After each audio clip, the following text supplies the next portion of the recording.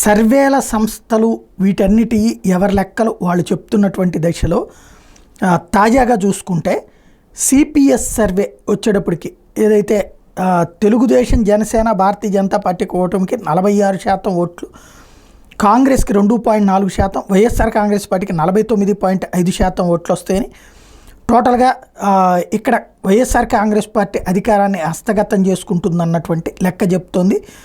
ఇందులో సీట్ల పరంగా చూసుకున్న వైఎస్ఆర్ కాంగ్రెస్ పార్టీ విజయం ఖాయమన్నటువంటి లెక్కనిస్తోంది.